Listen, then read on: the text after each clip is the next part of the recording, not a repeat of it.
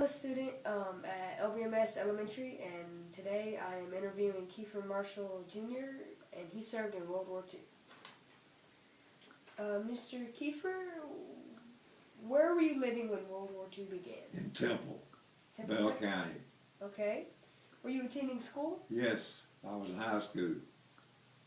Were you a junior, freshman? I was junior. Junior.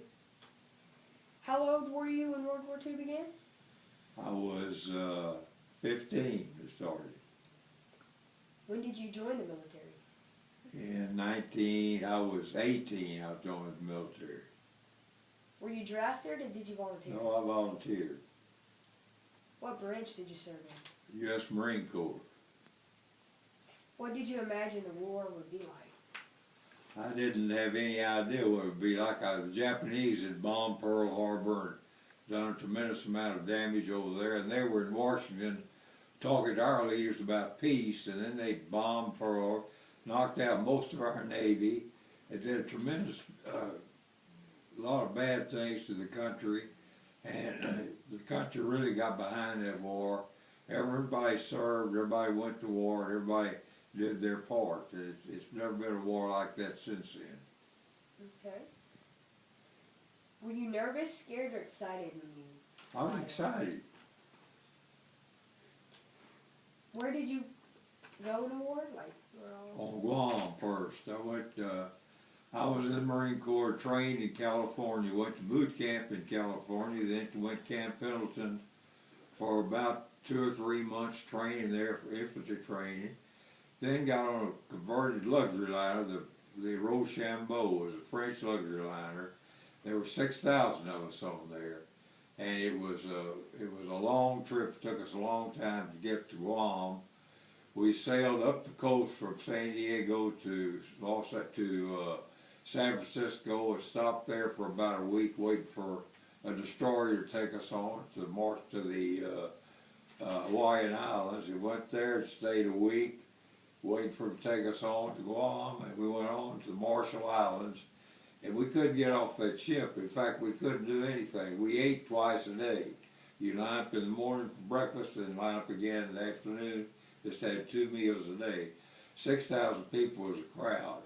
And we were in bunks on the wall about 6 or 8 deep. Ooh. So it was close quarters for everybody, and we were ready to fight when we finally got there. Okay. Was that how many places were you stationed Well, I was stationed in Guam for a short period of time, and we had our first combat on Guam. We did a mop operation. They'd taken Guam, but there were a lot of pockets of Japanese that hadn't given up, so we had to get those out, and we did that, and then we came back and we joined the other 2 Marine divisions on the invasion of Iwo Jima, and that's the main place that we got into lots of combat. Okay.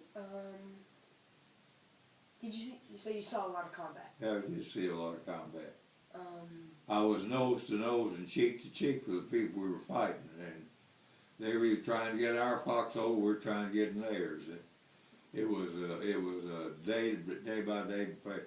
The Japanese had a long time to defend that island, and the general was genius. He had it pocketed so their artillery could hit every spot on the island. Wasn't any place you were safe because they were able to hit everything that you had.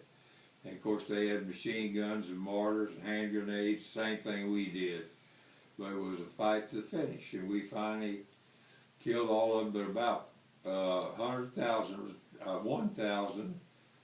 surrendered, and it was over then on that. Then we went back to Guam and were getting ready to invade Japan. And we knew that Iwo Jima was the 3rd, 4th, and 5th Marine Divisions, 3 of them there. The 4th and 5th landed on the 19th, and we landed on the 21st. And we went abreast of each other up the island from the south to the north, and it was a slow process trying to get those people out and get them to behave and do what they should do. Okay. Can you tell me your most memorable experience? My most memorable experience? Well, my most memorable experience was I didn't get killed. That's my most memorable experience. But I lost a lot of friends, and a lot of them were wounded, and it was just a bloodbath for people getting hurt every day, and you just were very fortunate if you survived all of that. That's the way I feel about it. I was a survivor.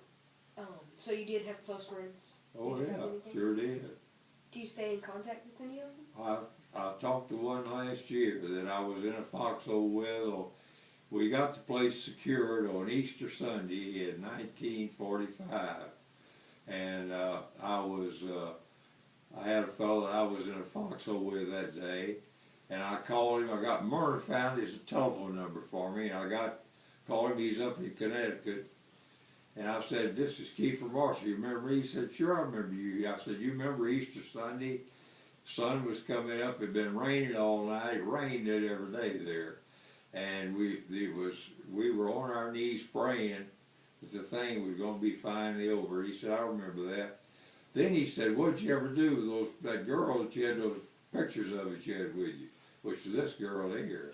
I said, "Well, we've been married for 64 years, so you got a good memory." And we had a good visit, really did. Okay. He's living with his son.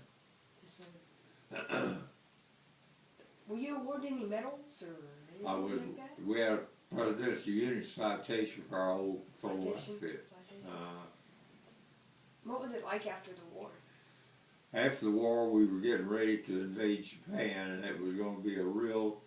Having had the fight we had on Iwo Jima, and then we took Okinawa, and that was an expensive campaign too. Then they were going to Japan, and we were getting ready to go. And of course, we knew that was going to be a bloodbath.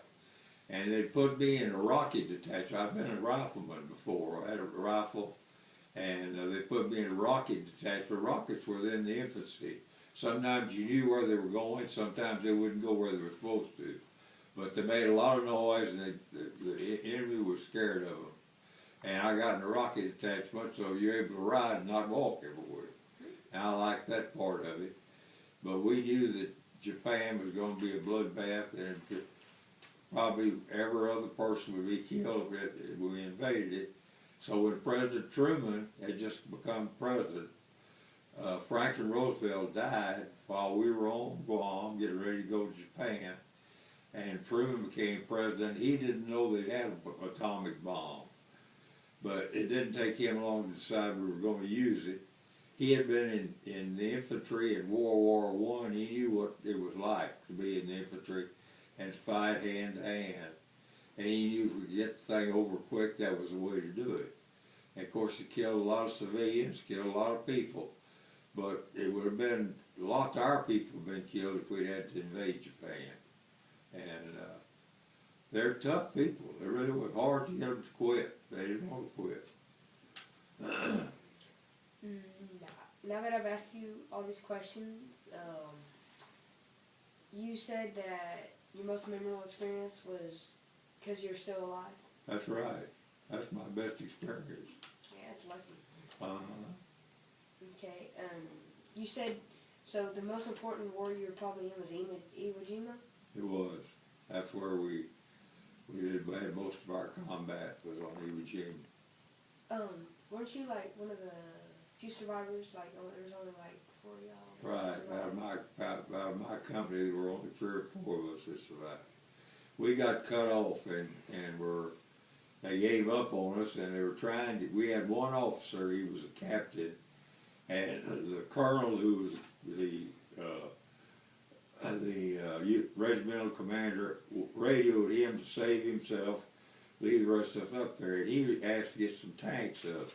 They brought the tanks up, and we got behind the tanks and got out. But we had them all around us on every side. We were in foxholes and on shell holes, and it was a very close call. But we got out with some. A lot of the wounded went up in the tank and were carried out too. Who's your what course is this? This is social studies. Social studies. Who's the professor? Teacher. Corey McBride. McBride. Is that a man? Yes. Is he from Belton? I think so. I know the name McBride. You know McBride? I bet he's a good teacher. He is. Has he been in the service? Yes, he was in the service. Was he in the Army? Yes. Uh, Well, thank you for letting me interview today. well, thank you for coming. I appreciate you coming, and I hope I've helped you write your paper or do whatever you have to do. And thank you If for you have to serving. go, the Marine Corps is a great outfit to be in, and there's a spirit among the Marines that's really unusual. In fact, they've got a real good Marine unit in high school over there. Have you ever thought about joining that? I don't know, maybe. That'd be good for you. They got good people that run it, I think, and they're very proud of it. And I also want to thank you for serving for us. Well, thank you so much. I appreciate it. I just hope I don't give you what I've got.